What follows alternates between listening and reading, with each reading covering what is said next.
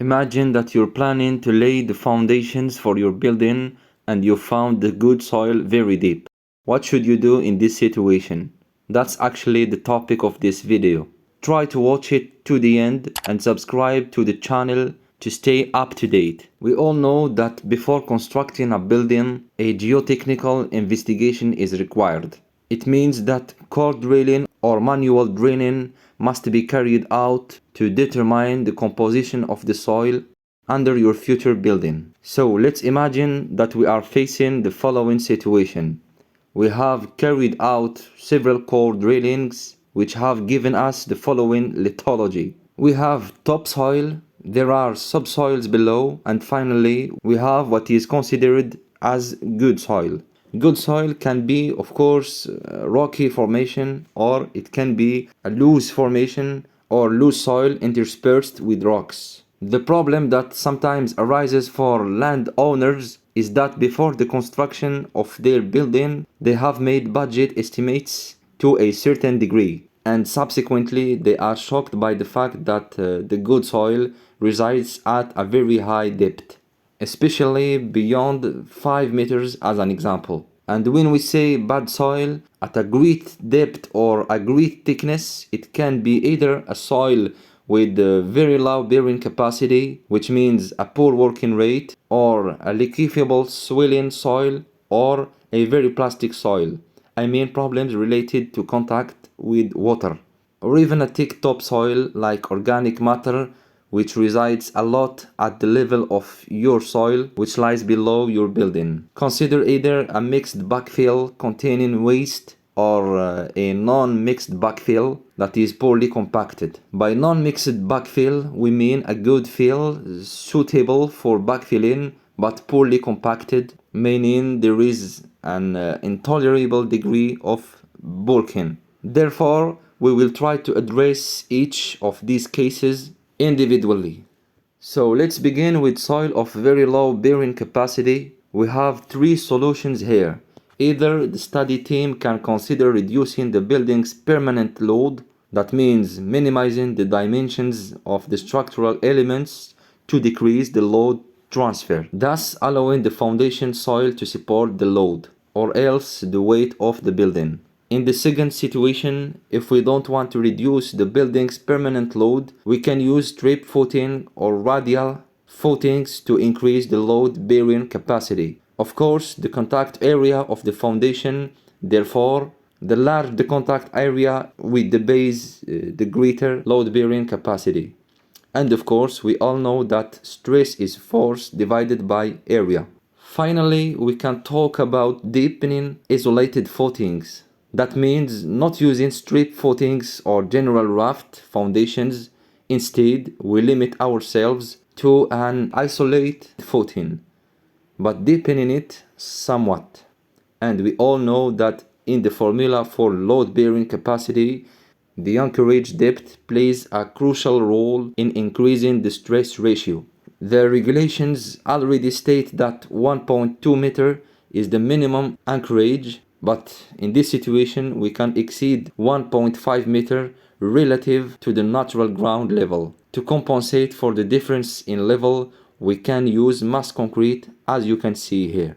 We will now discuss liquefiable, highly plastic or expensive soils. The following three situations directly involve contact with water. Therefore, to properly isolate the soil under your building from any contact with water, we can consider complete isolation, extending from the ground below the building down to the stable soil. This is a comprehensive isolation system, and its methods include a legal and waterproofing system. This means that water will not infiltrate laterally or downwards towards the ground on which your building will be constructed. Consequently, this will prevent water infiltration and eliminate the problem of soil swelling, liquefaction, and excessive plasticity. Furthermore, we can consider stripping the topsoil if it mainly involves shallow dips and relatively small sections that won't generate big financial impact. Therefore, you could consider stripping the poor soil down to the good soil, and then consider using fill material. either from a selected quarry or from a source in the region surrounding your construction. This fill material should undergo laboratory testing to validate its suitability. Finally, if the following two solutions are insufficient and not feasible, we can of course resort to using deep piles until good bearing soil is reached. Then it's essential to ensure anchorage at least 3 times the diameter of the piles at the level of suitable soil. However, this is a costly solution chosen only after the validity of the two previous solutions has been exhausted. For thick topsoil, we only have two solutions here.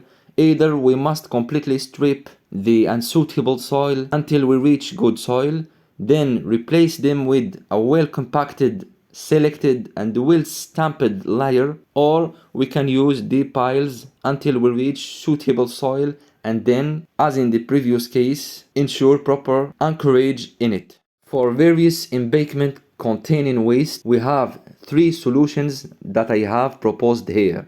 Firstly, if it is waste that is not contaminated and not variable, and when we talk about waste, meaning organic matter or waste that will decompose in the future. In these situations, we can reduce the building's permanent load to adapt to a bearing capacity generally lower than 0.5 bars. After, we have to compact the upper layers, and the foundation system in this situation must be a general raft foundation. Otherwise, even if we use a general raft foundation and even if we significantly reduce the load and the building has significant load that we cannot reduce too much, we can proceed to strip the existing fill completely down to the good soil and then replace it with a well compacted selected backfill. Finally, we can use of course deep excavation down to the suitable soil. This is the very last solution to choose if we haven't been able to validate the feasibility of the two previous solutions. And lastly, when we are dealing with poorly compacted soil and non-various backfills, in this situation we have two solutions. Either strip the existing fill down to the good soil and then reuse it, or replace it in a maximum layer of 30 centimeters, which must of course be compacted according to the rules and standards. And of course, the backfill in this situation must be validated by a laboratory to validate if we can really reuse it again. Finally, if this solution doesn't work, if stripping is very costly, or if it involves very large sections and very great depth, the optimal solution here is using deep piles. That's it. These are all the possible solutions for all possible cases if the good soil under your future building is very deep. I hope you have obtained the maximum amount of information possible from this video. Thank you for watching. See you next time.